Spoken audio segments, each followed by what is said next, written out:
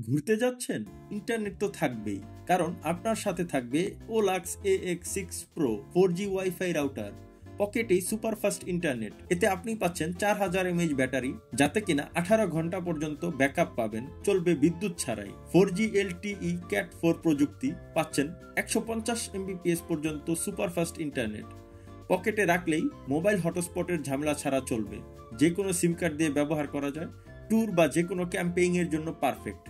বৃষ্টি, ঝড় বা লোডশেডিং কোনো সমস্যাই বাধা হবে না।